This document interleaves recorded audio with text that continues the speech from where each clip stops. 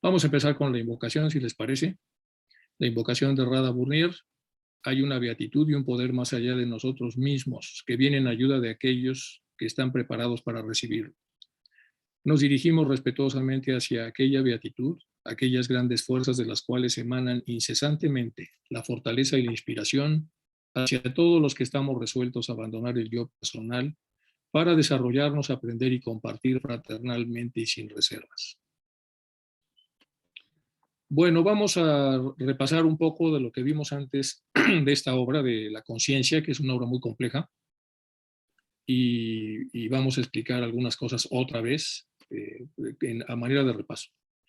Entonces estábamos con las mónadas, dice, moran las mónadas en el plano de Anupadaka, ¿se acuerdan que habíamos visto eso? Con las raíces de su vida en Adi. La raíz está en Adi y donde moran las mónadas es en Anupadaka. Recordemos que Anupadaka es sin progenitores, aunque todavía sin vehículos en que puedan actuar, es decir, las mónadas están morando ahí, pero sin vehículos, y su raíz está en Adi. Entonces, repetimos, las raíces de las mónadas están en Adi, donde moran ellas es en Anupadaka y están esperando entonces sus vehículos de manifestación. Ahí permanecen las mónadas mientras el tercer logos comienza la externa obra de manifestación, plasmando el universo objetivo.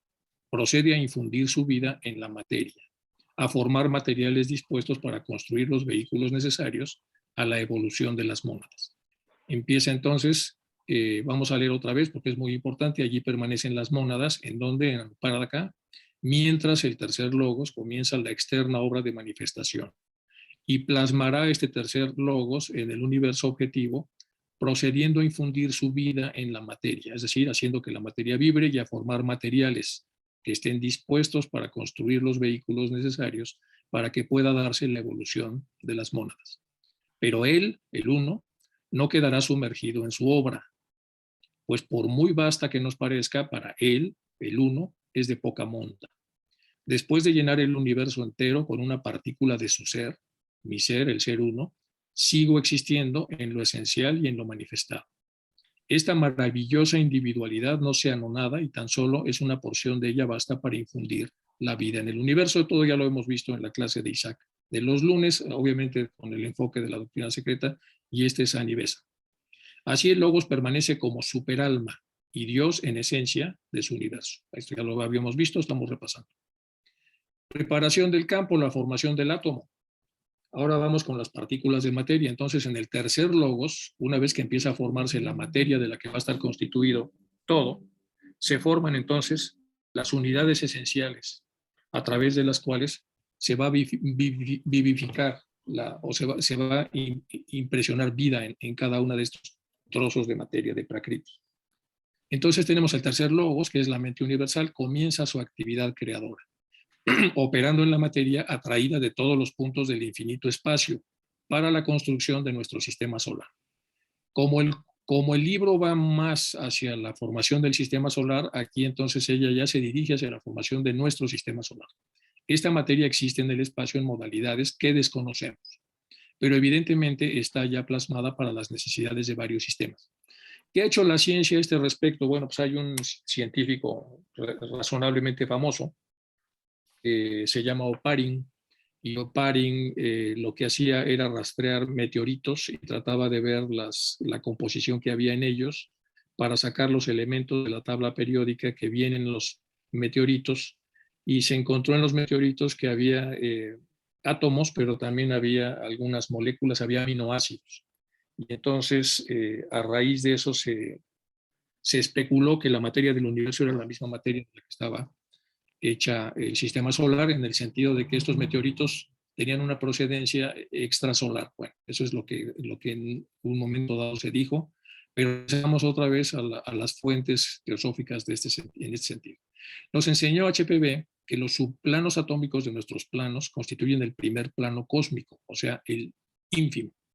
Si consideramos los átomos de este plano cósmico simbolizados por una nota musical, para hacer una alegoría, los átomos formados del tercer logo, los formados por el tercer logo, podrían simbolizarse por tonos menores de dicha nota. Lo que parece claro es que están estrechamente relacionados con sus correspondientes átomos de espacio, aunque no idénticos a ellos en su presente forma. Es decir, Los átomos que van a ser tomados para formar el sistema solar van a ser átomos que son tomados del espacio y que van a ser idénticos, pero no en su presente forma. Pero los 7 tipos de materia de que se formarán nuestros átomos están ya en la materia traída del espacio para construir el sistema solar y finalmente revertirán de nuevo a ellos. Blavatsky alude a la sucesiva sextuple división de átomos de cada vez más inferior grado cuando dice: el unitario átomo cósmico se divide en 7 átomos en el plano de materia y cada uno de estos átomos se convierte en un centro de energía. El mismo átomo cósmico se despliega en el plano espiritual en 7 rayos, que no obstante su estrecha relación se mantienen separados hasta el final de los tiempos, es decir, de un kalpa, de una unidad determinada de tiempo. Bueno, esto ya lo vimos también, es solamente un repaso. Cuando el logo solar inicia su actividad, es decir, cuando está formando ya nuestro sistema solar, su actividad creadora como resultado de su karma personal, y fija su atención en una zona del espacio, la que fuere, donde tiene que encarnar para dar forma a su universo. Entonces el logo solar inicia la actividad eligiendo una zona del espacio donde va a crear un centro magnético que va a ser el núcleo del círculo infranqueable, es decir, del círculo no se pasa del propio sistema solar. O círculo no se pasa de su universo y de su área de manifestación.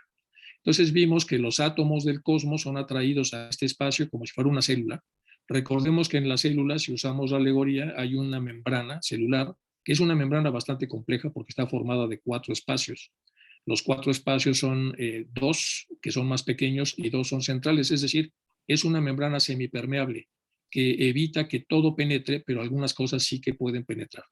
Básicamente electrolitos, etcétera. De hecho, la barrera es perfectamente osmótica, es decir, responde a las concentraciones de solutos que hay dentro y fuera y a las concentraciones de líquidos. Y por lo tanto, entonces suben y entran y salen productos. Además, tiene transportadores activos para ciertos productos.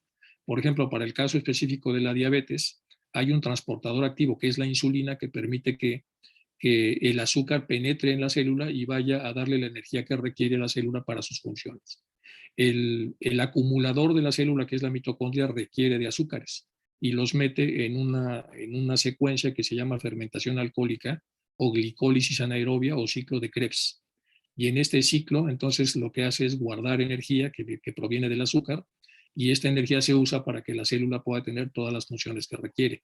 Entonces, el sistema solar es parecido a una célula, es decir, tiene una línea no se pasa que no es totalmente impermeable, que tiene mediadores activos a través de los cuales habrá partículas que pueden penetrarlo y otras partículas que no pueden penetrarlo, y para formar lo que se va a formar en el interior va a requerir a los átomos que ya existen en el cosmos y que una vez entrando en el sistema van a ser prácticamente idénticos, pero con una peculiaridad del propio sistema.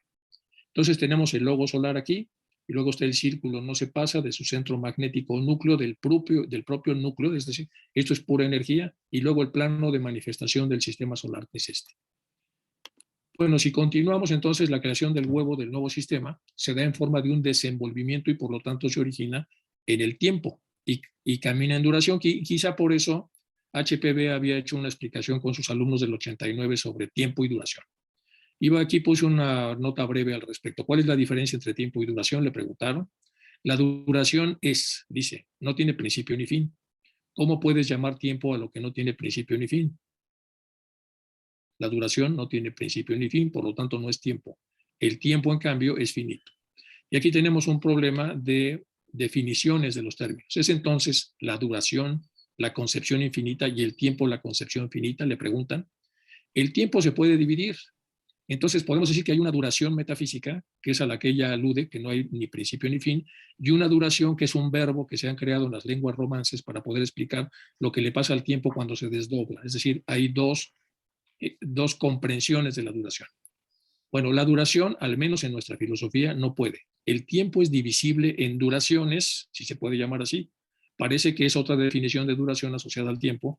Y como tú dices, uno es algo dentro del tiempo y el espacio, mientras que lo otro está fuera de ambos.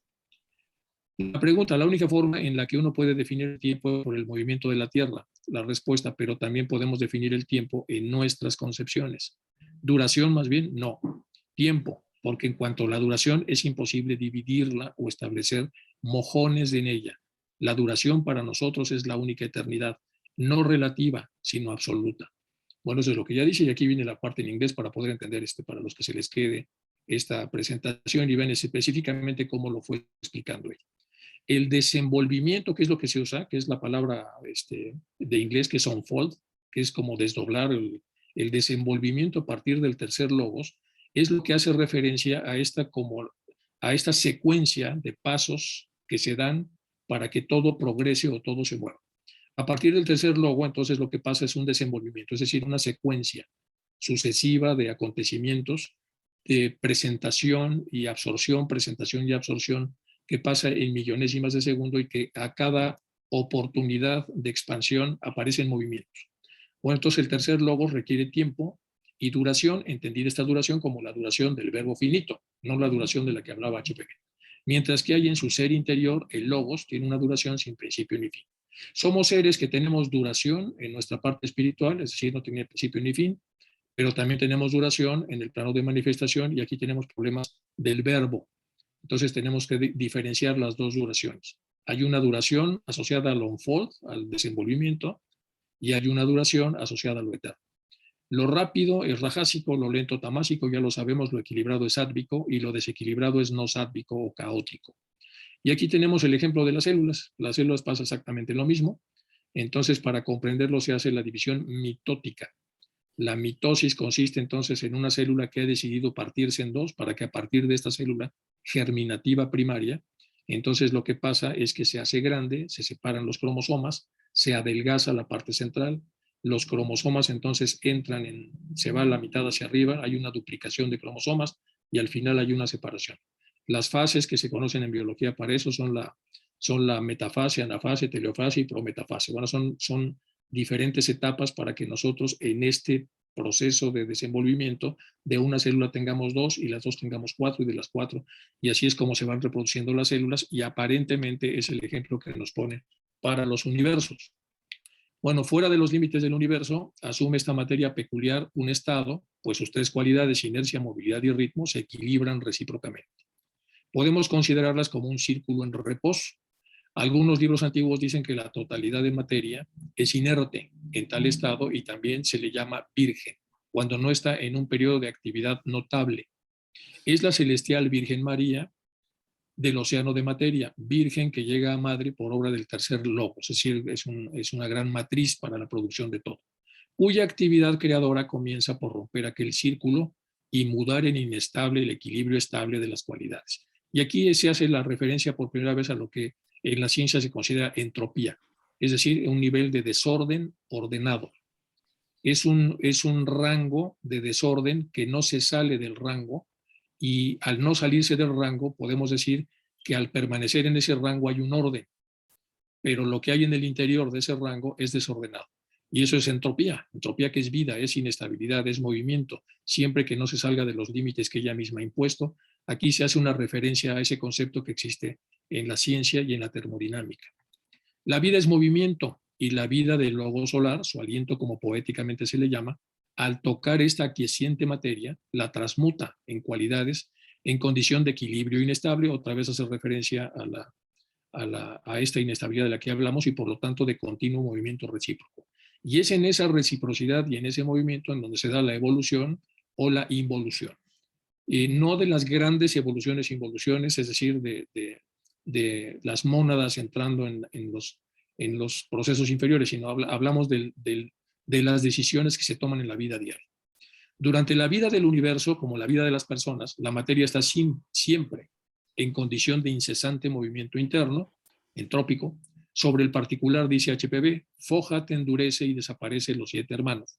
Vivifica eléctricamente y separa en átomos el plasma primordial o materia pregenésica, la materia que apenas va a generar todo. Y las etapas de formación del átomo, entonces vamos a ver que tiene 3 etapas de acuerdo a la enseñanza oculta. En la primera se fija el límite en el que vibrará la animante vida de logos. Esa es la primera etapa. Se va a ver cuál es el límite en el que va a vibrar, porque vamos a entender que va a haber diferentes rangos entrópicos, es decir, va a haber como diferentes etapas de vibración, como si fuera un piano. Después, la delimitación de la longitud de la onda vibratoria, una vez que se ha determinado, técnicamente se le llama la divina medida, que da a los átomos su plano de distintiva peculiaridad o particularidad. Esto también ya lo vimos y pusimos el ejemplo de lo que ya habíamos visto en otras clases que tenía que ver con los chakras en el libro de Ed Vitter. Fuera de los límites del universo, asume esta materia peculiar estado, pues sus tres cualidades, inercia, movilidad y ritmo, se equilibran recíprocamente, es lo que ya vimos. Entonces aquí tenemos entonces lo que es la movilidad, la inercia y el ritmo.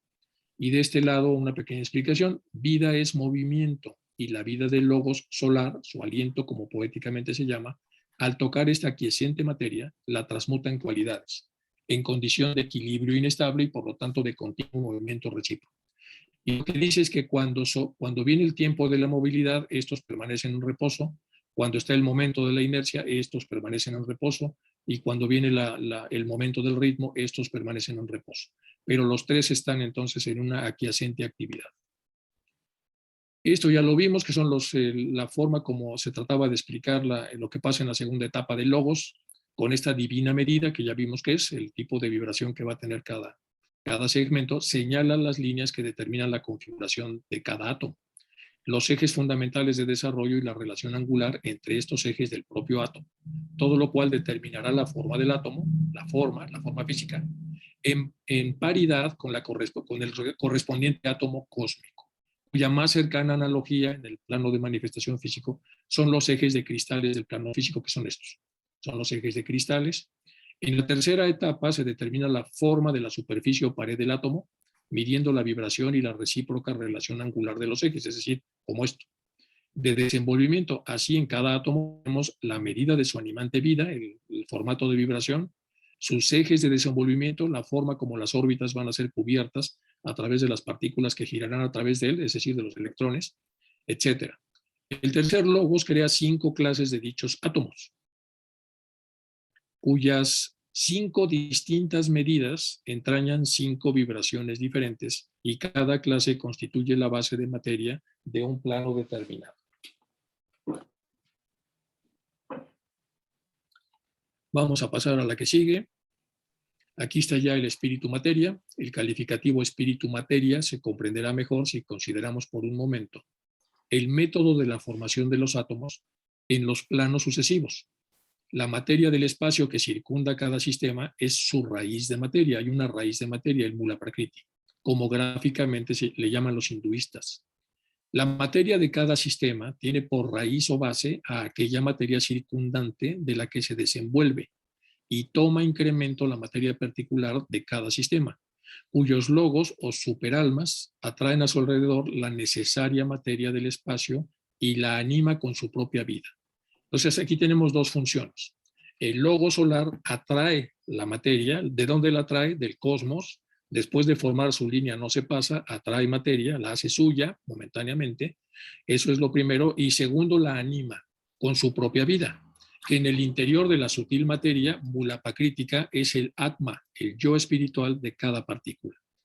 Dice Blavatsky que el fojato, energía de logos, cava agujeros en el espacio y no puede haber una descripción más fiel y exacta, dice Anivesa.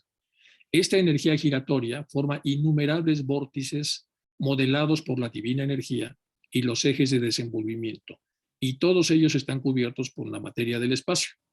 Así tenemos Atma envuelto en una cáscara de Mula Prakriti, es decir, de materia, del espíritu, de una corteza de materia, y cada uno de estos vórtices es un átomo del primero y supremo plano Adi.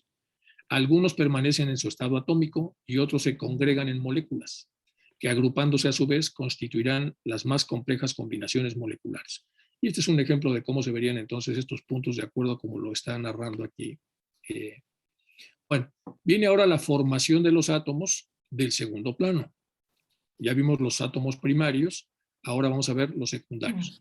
Luego de fijados en su medida, es decir, ya vimos que tienen su divina medida, el plano de vibracional que requieren, y de sus ejes de desenvolvimiento, que ya vimos que parecen los ejes de cristales en el plano físico, por el tercer logos, según queda descrito, que ya se habló, algunos átomos del Adi o primer plano atraen a su alrededor una envoltura formada por las combinaciones de su ínfimo subplano, de modo que el espíritu con su primaria envoltura de materia cósmica o mula prakrítica, es decir, el átomo del primer plano, el ádico, constituye el átomo del segundo plano, que anima a la nueva envoltura, formada por el íntimo grado de sus propias combinaciones.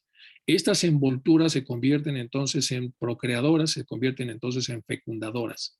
Estas envolturas así animadas son los átomos de la Anupádaca, el segundo plano, cuyas cada vez más complejas combinaciones formarán los otros 6 subplanos.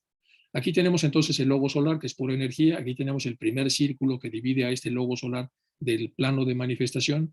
Y aquí tenemos el átomo, el primer plano, el átomo padre. Y aquí la envoltura de materia madre, que normalmente está en una de las orillas de este sistema.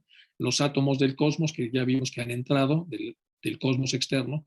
Y al entrar, una pequeña parte de ellos adquiere la individualidad del propio sistema solar, con lo cual hay una muy mínima diferencia con los átomos que provienen del cosmos y que no fueron tomados para la creación de este sistema solar.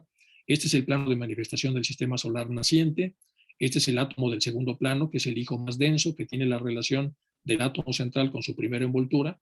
Y después tenemos el círculo no se pasa, que es el centro magnético del núcleo, en donde se ha creado el primer no se pasa, que es este, y el segundo no se pasa, que es este que tiene que ver ya con la materia pracrítica. Más o menos, este es el esquema que trata de explicar lo que aquí nos está contando Anibesan. Hay que recordar que esto ya lo está comentando Isaac en las clases de los lunes, en formato de narración de cómo lo hace HPV. Pero al final es lo mismo. De análoga suerte, entonces, algunos átomos del plano Anupádaca, acuérdense, empezó con Adi, ahí estaba la fuente, después en la Anupádaca están las mónadas esperando sus propias envolturas. Entonces, de tal suerte que los átomos del plano Anupádaca se revisten de las envolturas formadas por las combinaciones de su ínfimo subplano y constituyen los átomos átmicos, es decir, del siguiente plano. Entonces bajó de Adi a Anupádaca y de Anupádaca ha bajado ahora al subplano átmico. Vemos, por lo tanto, que en el espíritu tiene ya 2 envolturas dentro de su atómica pared de combinaciones del ínfimo subplano Anupádaca. De modo que el espíritu primordial o vida con sus 2 envolturas es el espíritu del plano átmico, cuya materia es la tercera envoltura anupádica. Y aquí tenemos el átomo primario, aquí está la línea no se pasa, aquí está la primera materia de la primera línea, cuando la línea está todavía más o menos al alcance de lo que sería la fuente que está originando esto, y luego la relación entre los dos, surge el átomo secundario de esta relación, que a su vez se convierte en procreador o en fecundador y que va a utilizar una nueva fuente de materia para generar un nuevo hijo que a su vez va a buscar a la materia más lejana y poco a poco entonces se va haciendo una densificación progresiva. Así tenemos el átomo átmico, que es un átomo muy peculiar en la parte más elevada, el átomo de Anupádaca, y luego tenemos ya en el plano de manifestación de lo que sería Atma hacia abajo. Y es más o menos lo que está aquí comentando. Bueno, y aquí estos son ejemplos de plastilina, pero bueno, tratando de emular lo que es la materia. Este átomo átmico, revestido de otra envoltura formada por las combinaciones de su ínfimo subplano, se convierte en el átomo del plano lúdico. Y así resulta que en este plano tiene el espíritu 3 envolturas, dentro de la formada por las combinaciones del ínfimo subplano átmico. Y aquí está, pues el ejemplo son las famosas matrushkas. Siguiendo el mismo proceso, el espíritu tiene en el plano mental 4 envolturas, dentro de la formada por las combinaciones del ínfimo subplano búdico. Y así sucesivamente tendrá 5 en el plano astral y 6 en el físico, con más envolturas externas en cada caso. Sin embargo, siempre se considera como espíritu al espíritu con todas sus envolturas, menos la exterior, a la que se le llama cuerpo físico o forma. Esta, que sería la matrushka más grande. Esta involución del espíritu posibilita la evolución, y aunque de pronto parezca difícil de comprender el proceso por lo complicado que es, se basa en un principio sencillo de fácil comprensión. Una vez comprendido, podremos emplear lógicamente la expresión espíritu-materia. El espíritu se densifica, pero nunca pierde el hilo de Ariadna para volver otra vez en su camino evolutivo y regresar a la fuente de la cual procede. Vamos ahora a hablar de los subplanos. Ahora bien, ya estamos en el plano físico.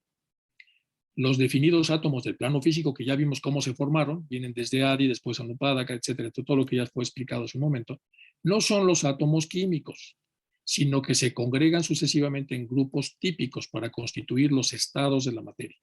De modo que el átomo químico puede ser gaseoso, líquido, sólido, en el quinto, sexto o séptimo de dichos estados.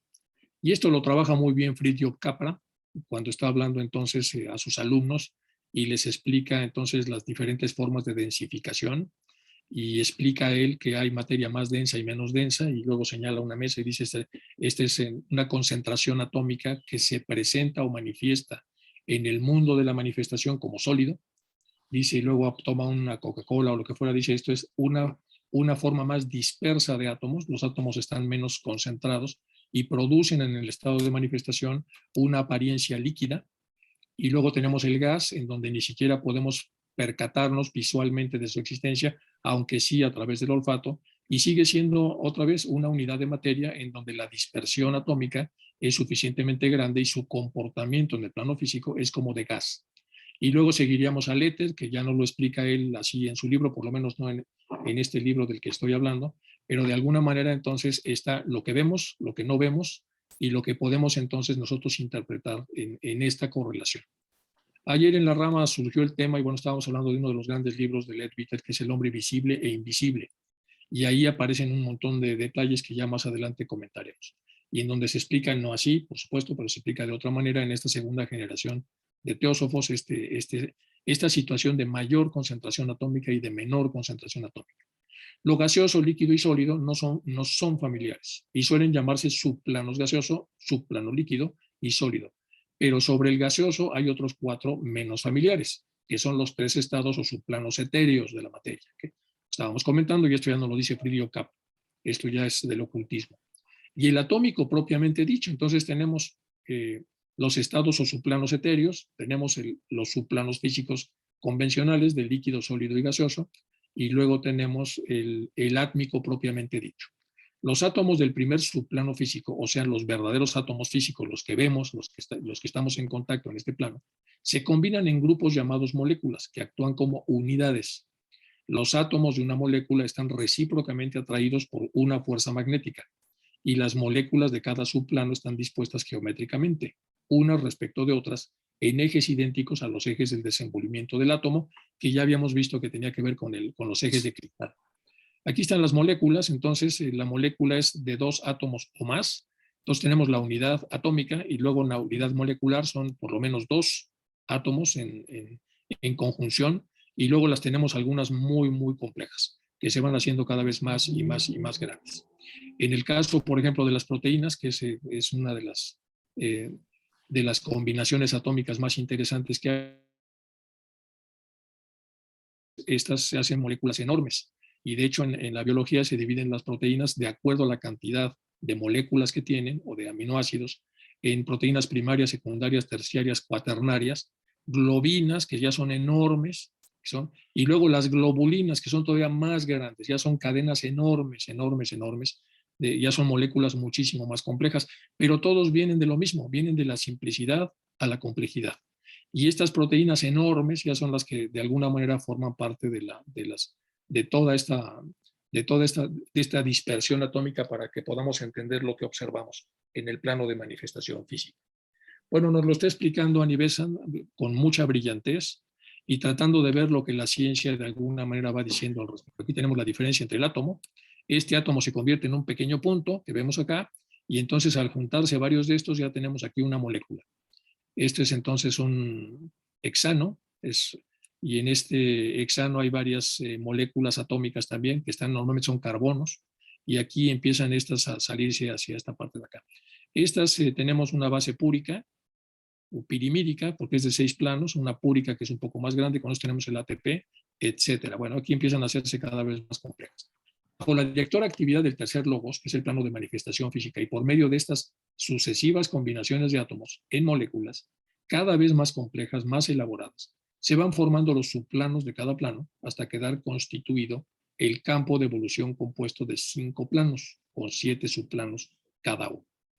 Los planos primero y segundo del universo están más allá de este campo de evolución, no podemos entenderlos, ni comprenderlos, ni explicarlos. Pero conviene advertir que estos 7 subplanos no son actualmente tales como los formó el tercer logos. Por ejemplo, los subplanos del físico actualmente existentes tienen con los formados por el tercer logos la misma relación que el hidrógeno con el protohidrógeno.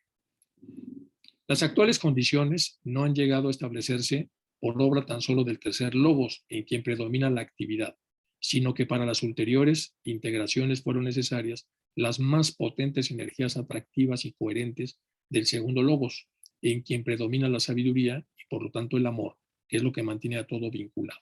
Entonces, hay ciertas diferencias, ya lo habíamos explicado, entre lo que es el plano de manifestación física, es decir, al hidrógeno manifestado hoy, de lo que sería el protohidrógeno cuando recién se estaba formando el sistema solar. Ha habido cambios, ha habido transformaciones, ha habido movimientos a través de esta actividad. También conviene recordar que los planos se compenetran y los subplanos correspondientes están directamente relacionados entre sí, es decir, que todo está amarrado.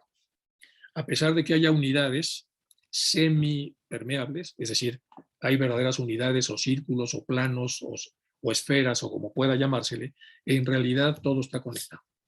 Y los subplanos correspondientes están directamente relacionados entre sí y no separados unos de otros por interpuestas capas de materia densa. Así es que los subplanos atómicos no están separados unos de otros por 6 subplanos de creciente densidad, sino en inmediata y recíproca conexión, según se representa en el siguiente diagrama. En este diagrama, entonces, se trata de representar de alguna manera, entonces, las proporciones que hay de materia más densa y menos densa en función de Adi, Anupadaka y Atma, que sería la 3 partes superior, aquí ya con el movimiento, y después la parte búdica, que sería el aire, Manas, el fuego, Kamas, el agua, y Shula, que sería la tierra. Y aquí aparecen entonces los diferentes formatos muy simplificados en el entendido de que cada uno de estos entonces tiene múltiples subdivisiones séptuples. Conviene tener en cuenta que esto es un diagrama y no una descripción, pues no representa hechos materiales. La primera limitación de un diagrama es que es estático. Los que explican los diagramas dicen, bueno, el primer problema es que es una fotografía. Y luego, por mucho que se le hace, por ejemplo, acá cuando vemos la suástica, pues esto pretende dar la idea de movimiento, pero al final de cuentas es una fotografía estática. Y entonces ya los cerebros de cada uno de nosotros, la intuición que utilizamos, el cerebro metafísico, tendrá que tratar de entender y trasladar del diagrama estático a lo que es el diagrama en unfold, es decir, en desenvolvimiento. Por eso dice, conviene tener en cuenta esto, que el diagrama, que esto es un diagrama y no una descripción, pues no representa hechos materiales, sino las relaciones existentes entre los planos por virtud de su interferencia, pero de ningún modo 49 ladrillos colocados en 7 filas superpuestas. Esta relación es importantísima porque implica que la vida puede pasar de plano a plano por el corto camino que le ofrece la comunicación de los subplanos atómicos. Esto es parecido a los gusanos del cosmos, que cada vez se habla más, es decir, hay caminos. Entonces, esta relación es muy importante, saber que aunque hay cierta separación, también nunca termina de estar todo unido. Entonces, esta relación es importantísima porque implica que la vida puede pasar de plano a plano por el corto camino que le ofrece la comunicación de los subplanos atómicos, sin necesidad de circunvalar los 6 subplanos moleculares antes de llegar al próximo subplano atómico para proseguir su descenso o su ascenso, según sea el caso. Y esta es otra idea de movimiento, que es una idea compleja para ponerla en un plano bidimensional. Los griegos ya en los frisos, ¿se acuerdan ustedes que están ahí en el Museo Británico? Trataron de hacer durante alguna época de su esplendor arquitectónico unos frisos en donde aparecen las figuras que aparecen ahí, aparecen movidas, es decir, parte de la figura está en un plano de movimiento y las otras en el plano precedente o en el plano consecuente, de manera que cuando uno las mira un poco desafocadamente parece que si bailaran o se movieran, gracias a un efecto perceptual, a un efecto de visión. Bueno, en prueba de ello veremos muy luego que la corriente vital de la mónada sigue este camino atómico en su descenso al plano físico. Si consideramos ahora un átomo físico como un todo unitario, veremos en él un vórtice en el que la vida del tercer logos gira con inconcebible rapidez, que se puede decir que medio existe y no existe en el plano de manifestación, muy parecido a lo que sería el quiasma óptico, es decir, es donde se mete toda la retina a través del nervio óptico y esa zona no ve. El resto de la retina sí, pero esa zona no. Es una zona como un vórtice especial, como un desagüe que se mete y que se va hacia el nervio óptico para llevar la información, como sabemos, a la corteza que pueda registrar lo que estamos nosotros observando, que está en el lóbulo occipital. Si consideramos ahora un átomo físico como un todo unitario, veremos en él un vórtice en el que la vida del tercer logo gira con inconcebible rapidez. La atracción entre estos torbellinantes vórtices forma las moléculas, que constituyen el plano con sus subplanos, y en la superficie limitante con dichos vórtices están las espirillas o corrientes de torbellinos en ángulo recto, la interior con la exterior. Estas corrientes torbellinas derivan de la vida de la mónada, no de la del tercer logos, y todavía no existen en la primera etapa que estamos considerando, pues aparecen unas tras de otra y se desenvuelven con plena actividad en el curso de la evolución.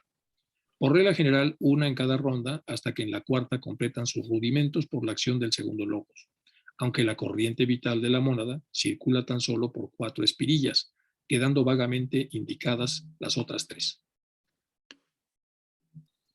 Los átomos de los planos superiores están formados con arreglo al mismo proceso general en cuanto al vórtice central de logos y sus comentes internas. Pero por ahora desconocemos en absoluto los pormenores de cómo se mueve esto. Muchos ejercicios de yoga tienen por objeto apresurar la evolución de los átomos mediante el estímulo que reciben de la vivificante acción de las espirillas de la mónada, añadiendo a los vórtices centrales de los logos las vitales corrientes de la mónada que intensifican más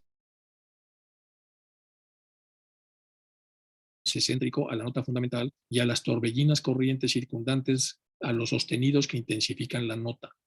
De esta suerte que se añaden siempre nuevas energías y bellezas a la séptuple cuerda de la vida. Eso comenta aquí Anivesa. Vamos ahora con los 5 planos que sí son de los que podemos hablar, porque ya nos ha explicado que los 2 superiores no. Entonces, los 5 planos restantes van a tener diferentes tonos vibracionales o de diferentes medidas divinas. Y entonces tenemos aquí la respuesta que más tarde dará la materia.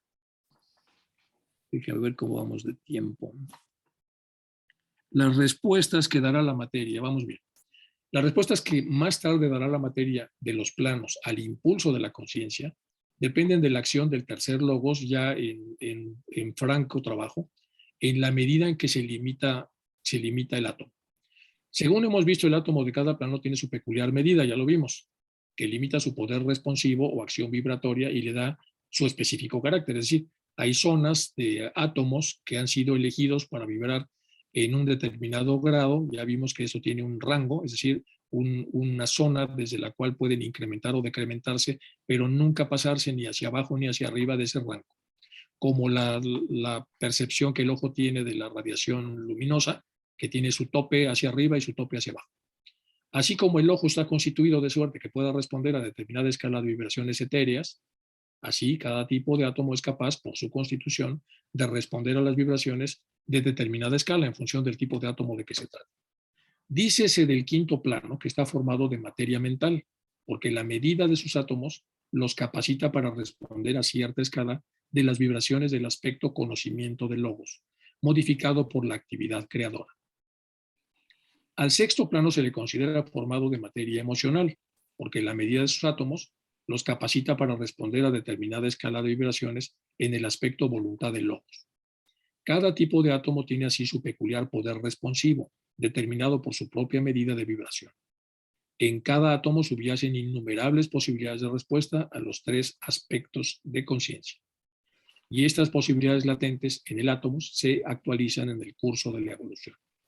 Pero la capacidad de la materia para responder a la índole creciente de respuesta están determinadas por la originaria acción del trino yo fundido en ella y por la medida con la que los átomos limitan al tercer logos, quien de la infinita capacidad de la multitud de vibratorias fuerzas da una porción a la materia de un sistema en un determinado ciclo de evolución. ¿Qué es lo importante de todo esto? Según entonces la persona, ya lo veremos en otra obra que ellos también tienen, Leadbeater y Annie Besant, según los pensamientos que la persona escoja, hay ahí vórtices específicos con átomos específicos, átomos etéreos, que tienen ese formato de vibración y que son atraídos, o más bien nuestro pensamiento atrae a estos vórtices y empezamos nosotros entonces a tener una correspondencia vibracional según entonces el tipo de pensamiento que tengamos, el tipo de comportamiento verbal o el tipo de comportamiento físico.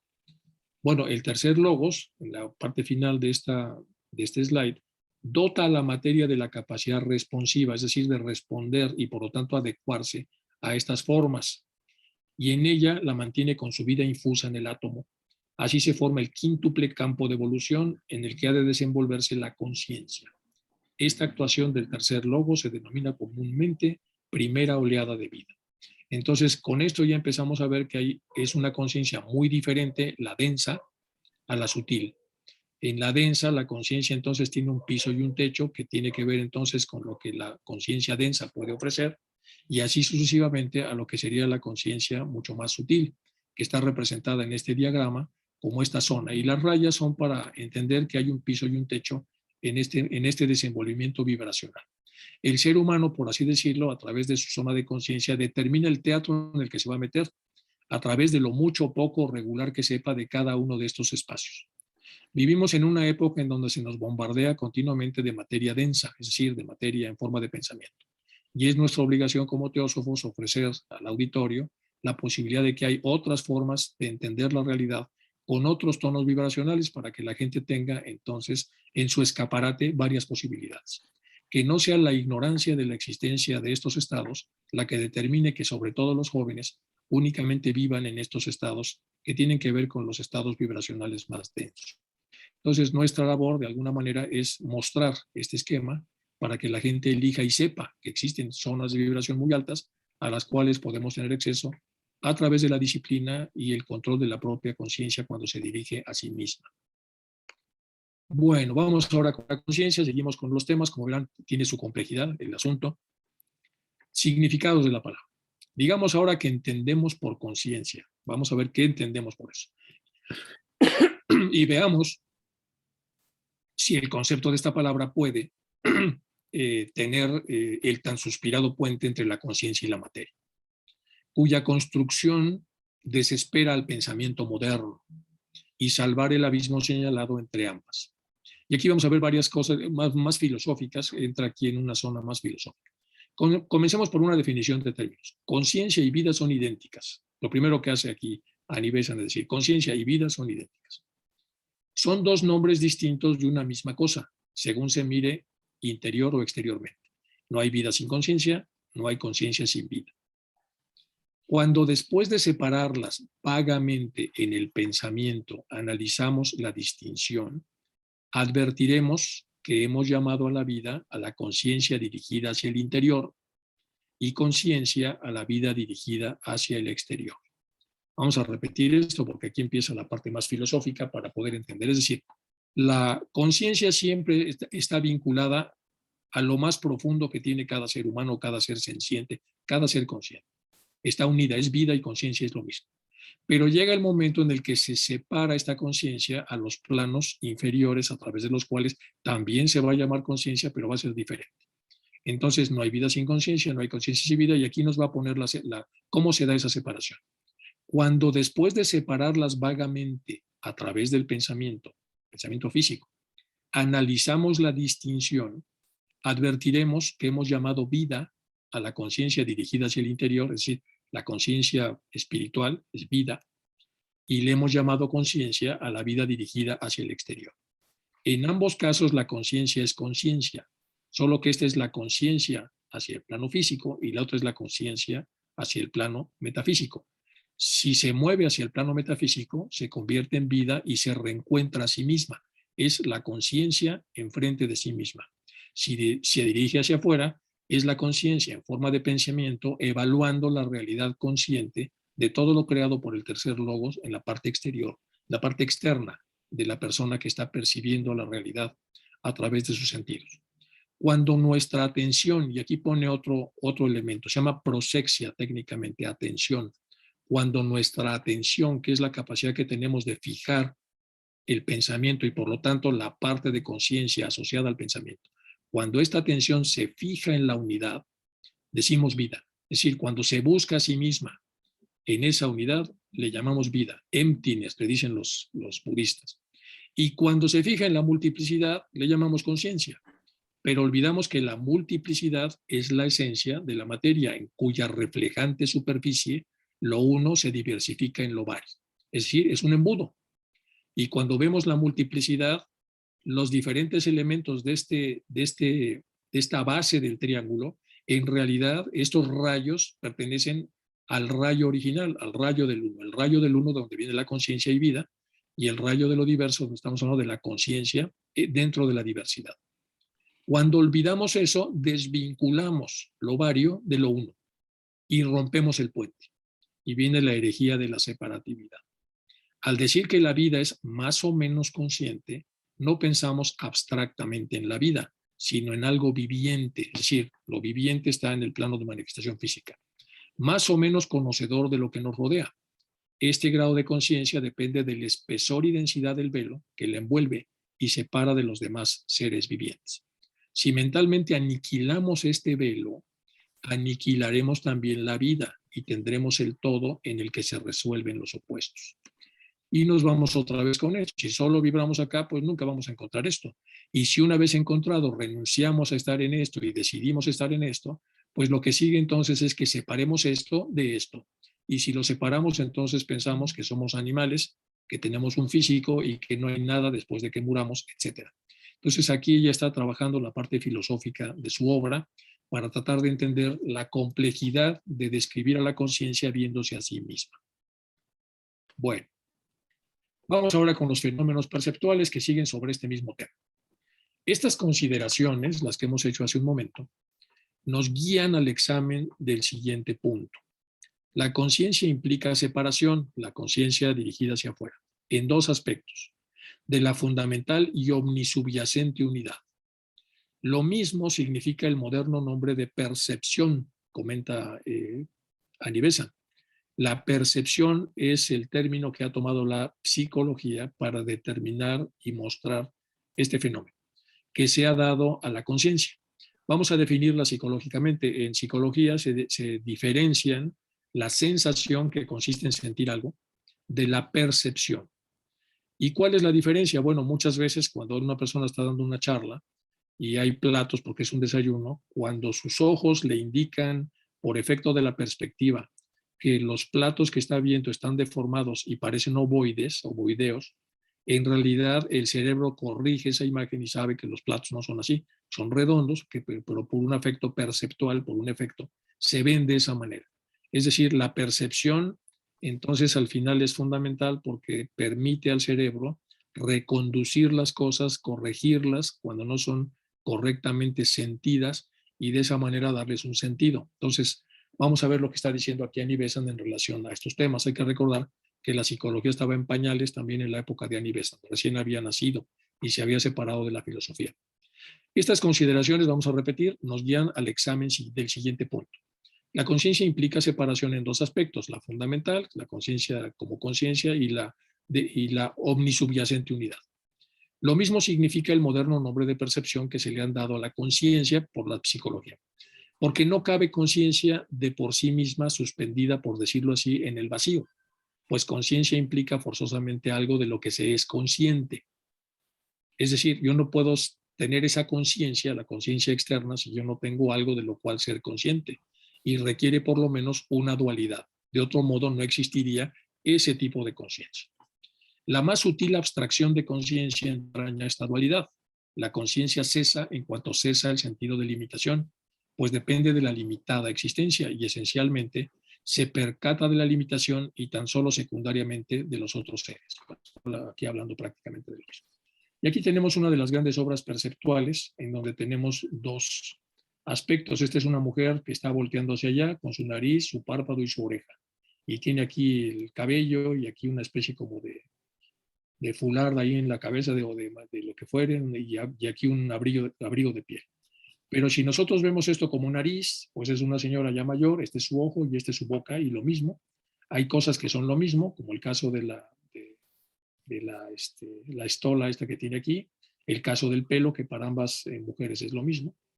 Y la diferencia está entonces en lo que la percepción ha decidido ver.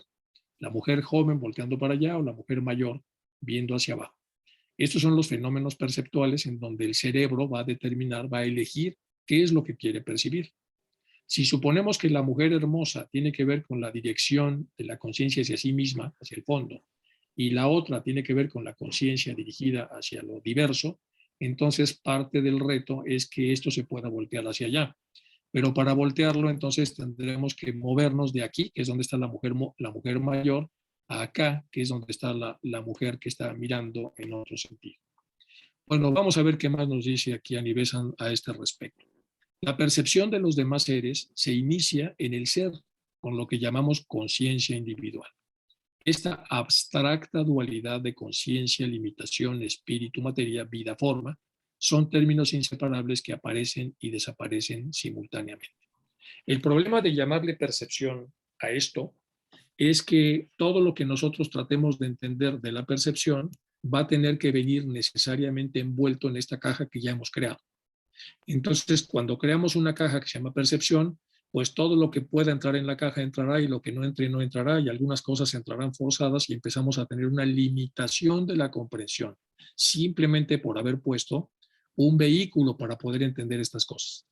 Por eso aquí ya se sigue con la percepción que ha sido creada por la psicología y dice la percepción de los demás seres, lo que percibimos de ellos, se inicia con el ser, con lo que llamamos conciencia individual. Ya que estamos hablando de percepción, hay una percepción de la conciencia individual. Esta abstracta dualidad de conciencia y limitación, espíritu, materia, vida, forma, son términos inseparables que aparecen y desaparecen simultáneamente. El problema de la percepción es que ya nos permite dualizar y dividir y separar, cuando en realidad los guiones están uniendo estas dos cosas. Vida y forma es lo mismo, con diferentes grados de elongación entre ellos, espíritu, materia también, y conciencia y limitación también. Entonces, existen tan solo en relación recíproca y se resuelven en la necesariamente inmanifestada síntesis suprema de la unidad. Es decir, están pegadas, lo único que tienen entonces son formas de manifestación o de expresión diferentes que ya habíamos visto en esta zona de acá, donde habíamos visto que en un momento determinado le toca al determinado tipo de conciencia estar activa y después los tipos de conciencia pierden el protagonismo para las otras dos siempre están presentes, aunque no necesariamente estuviesen en actividad. Bueno, cuando se muestra atención, se fija en la unidad, decimos vida, cuando es la multiplicidad, ya lo habíamos visto, y estamos acá. Entonces, la percepción de los demás está esta abstracta dualidad de conciencia, limitación, etc. Bueno, existen tan solo en relación recíproca y se resuelven en la necesariamente inmanifestada síntesis suprema de la unidad. Como es arriba, es abajo. De nuevo, hemos de pedir auxilio a lo de abajo y considerar a la conciencia tal como aparece observada bajo el aspecto de la forma, donde está el cerebro físico. Según la vemos en un mundo de seres conscientes, la electricidad se manifiesta tan solo como positiva o negativa, pues desaparece cuando ambas modalidades se neutralizan. En todas las cosas existe la electricidad neutra e inmanifestada, que es la que está en la unidad, y de todas las cosas puede surgir, aunque no como exclusivamente positiva o exclusivamente negativa, porque es la misma, solo que en el mundo de la dualidad adquiere esa doble personalidad o doble forma de manifestación, sino siempre en balanceantes potenciales de ambas, en lucha una modalidad con otra, ansiosos de volver a la aparente nada, que no es la nada, sino la común fuente de ambas. Aquí está explicando entonces cómo todo de alguna manera está unido. Bueno, pero si esto es así, ¿en dónde está el abismo? Lo que ha separado a lo uno de lo múltiple. ¿Y qué necesidad hay de un puente para regresar a esto? La conciencia y la materia se influyen recíprocamente, ya lo vimos, están pegadas, están unidas, solo que vibran de manera desigual en la parte de abajo de una manera, en la parte de arriba de otra, porque son dos constituyentes de un todo que aparece cuando se desdoblan sin dejar de relacionarse y desaparecen al unirse. En el momento de unidad, entonces prácticamente desaparece y en el momento de desdoblarse aparece. No existe la conciencia unitaria, pues toda la conciencia requiere la íntima dualidad a semejanza de un imán, cuyos dos polos se mantienen constantemente en relación recíproca. Nosotros concebimos a la conciencia como un algo separado y nos preguntamos cómo actúa sobre otro algo separado a lo que llamamos materia. Vamos a repetir, nosotros concebimos a la conciencia como un algo separado. Para poder verla la separamos, para observarla, y nos preguntamos cómo actúa sobre otro algo separado a lo que llamamos materia. Hay un poder perceptual, también en la teoría de la percepción, que se llama poder eidético, y que los niños lo traen cuando son muy pequeños, y es la capacidad de ver el todo y verlo unido e integrado. Entonces hay muchos experimentos a ese respecto.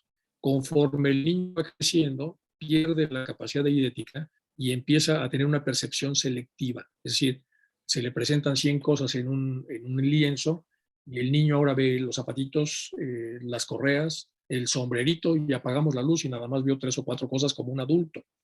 Pero el niño pequeño ve así de manera eidética, ve todo ligado, unido, tiene una visión eidética, una visión global, completa, sin divisiones y sin separaciones. Entonces nosotros concebimos a la conciencia como un algo separado y nos preguntamos cómo actúa sobre otro algo separado que llamamos materia. Bueno, pues en los adultos con esta separatividad. Pero no hay tal separación, es eidético, sino lo que hay es un desdoblamiento de dos aspectos inseparables. Se desdoblan dos cosas como si estuvieran separadas sin estarlo. Entonces, inseparables de aquello que sin ambos es inmanifestado ni puede manifestarse exclusivamente en uno o en otro aspecto, sino que se equilibra en ambos. No hay anverso ni reverso, ni arriba ni abajo, ni fuera ni adentro, ni espíritu sin materia. Se influyen recíprocamente porque son inseparables, partes de una unidad que se manifiestan como dualidad en el espacio y en el tiempo. El abismo aparece cuando pensamos en espíritu absolutamente inmaterial y en el cuerpo absolutamente material.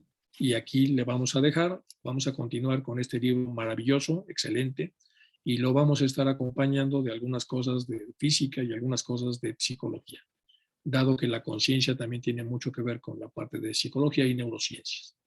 Bueno, voy a dejar de compartir y podemos pasar a hacer algunas preguntas